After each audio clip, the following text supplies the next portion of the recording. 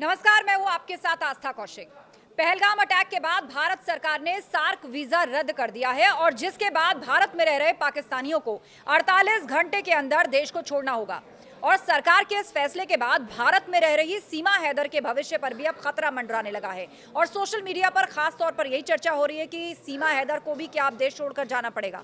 सवाल उठने लगा है कि क्या पाकिस्तानी नागरिक सीमा हैदर भी 48 घंटे के अंदर भारत छोड़ेगी। पहलगाम आतंकी हमले के बाद भारत सरकार ने जो कड़े कदम उठाए, उसके बाद नेपाल के रास्ते भाग करके भारत आई सीमा हैदर अचानक चर्चा में आ गई है। सवाल उठा रहे लोग कि सरकार के सार्क वीजा रद्द करने के फैसले के बाद क्या सीमा हैदर को भी अब भारत छोड़कर जाना होगा। दरअसल पाकिस्तानी नागरिक सीमा हैदर 2023 में नेपाल के रास्ते भारत में अवैध रूप से आई थी और अपने भारतीय पति सचिन मीना के साथ वो नोएडा में रह रही है। पबजी खेलते खेलते दोनों के बीच में प्यार हुआ था और उसके बाद दोनों यहां पर एक शादी कर चुके हैं, भारत के अंदर भी, और हाल ही में सीमा हैदर ने एक बेटी को भी जन्म दिया है। पहलगाम में आतंकी हमले के बाद सरकार ने जो फैसला लिया है, इस हमले में 26 लोगों की मौत के बाद मोदी सरकार ने ताबड़तोड़ एक्शन लेते हुए सिंधु जल संधि को समाप्त कर दिया, अटारी चेक पोस्ट को बंद कर दिया और वीजा लेकर भारत आए पाकिस्तानियों को 1 मई तक वापस लौटना होगा, ये फरमान भी जारी किया जा चुका है। और भारत में जो पाकिस्तानी रह रहे हैं 48 घंटे के अंदर उनको भारत छोड़ना होगा।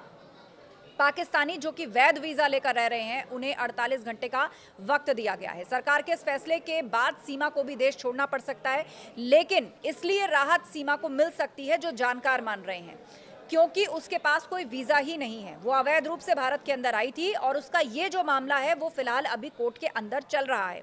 इसके अलावा ये राज्य सरकार पर भी निर्भर करता है कि वो क्या फैसला लेती है।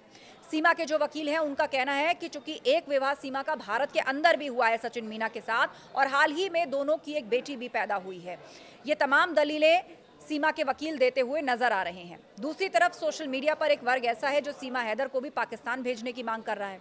जी हां, आतंकवादी अटैक के बाद देश में गुस्से की लहर है और भारत सरकार सार्क वीजा रद्द करने के बाद अब सोशल मीडिया पर सीमा हैदर को वापस पाकिस्तान भेजने की मांग उठ रही है। यूजर्स अलग अलग तरह के कमेंट कर रहे हैं। कुछ लोग पूछ रहे हैं कि सीमा हैदर का भविष्य क्या होगा। एक यूजर ने पूछा, भारत सरकार ने पाकिस्तानी अधिकारियों को अपना सामान समेटकर चले जाने को कहा है, तो क्या सीमा हैदर की भी वापसी होगी? क्या सीमा हैदर को भी टिकट बुक करा लेना चाहिए वापसी का, या फिर प्रेम से हो रही नई कूटनीति के तहत सीमा हैदर को छूट मिलेगी? एक यूजर ने तो ये तक पूछा कि सीमा हैदर अकेले पाकिस्तान जाएंगी या अपने पति सचिन के साथ, और हाल ही में जो बेटी हुई है वो कहाँ रहेगी, क्या वो भी इनके साथ जाएगी? तो दरअसल इस फैसले के बाद सोशल मीडिया पर यही सवाल जोर पकड़ रहा है कि अब सीमा हैदर का क्या होगा।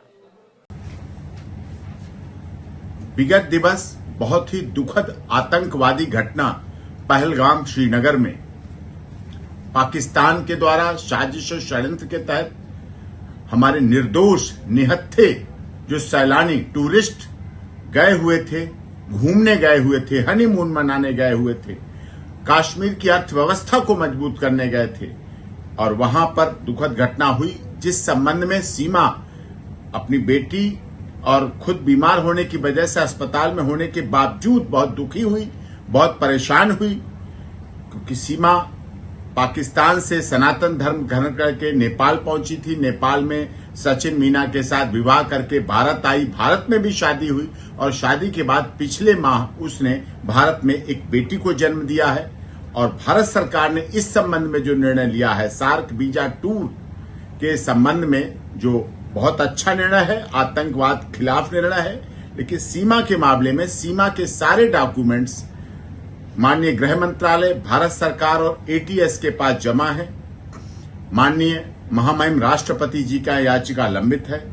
सारे आदेश जो सीमा माननीय अदालत ने दिए थे जमानत के दौरान, उत्तर प्रदेश की माननीय अदालत के द्वारा जो आदेश सीमा को जमानत के समय दिए गए, उनका पूरी तरह से पालन कर रही है। उसी आदेश के अनुसार अपनी ससुराल में रबुपुरा में रह रही है, कानून में विश्वास रख रही है। पूरी तरह से भारत सरकार, उत्तर प्रदेश की माननीय सरकार और माननीय अदालत का पूरी तरह से अक्षरशः पालन कर रही है, और इसी तरह इस विश्वास के साथ कि पूरे आदेशों का भविष्य में भी पालन करती रहेगी। वो स्वयं इस घटना से दुखी है, अपने बच्चों के साथ है, शरण के आधार पर है। यही हालात उसके साथ भी थे और आज भी हो रहे हैं कि सीमा, सचिन मीना और स्वयं मुझे भी पाकिस्तान के लोग, यही षड्यंत्रकारी आतंकवाद में विश्वास करने वाले मारने का धमकी, काट डालने की धमकी, टुकड़े कर देने की धमकी, बर्बाद करने की धमकी मुझे और सीमा के परिवार और बच्चों को लगातार दी जा रही है, सोशल मीडिया के द्वारा भी दी जा रही है और इस संबंध में भी आगे कार्रवाई की मांग भी समय समय पर की गई है। लेकिन हम लोग सीमा सचिन मीना और वो पूरी तरह से भारत सरकार, उत्तर प्रदेश सरकार, केंद्र सरकार का विश्वास और उनके पूरी तरह से आदेशों का पालन करेंगे।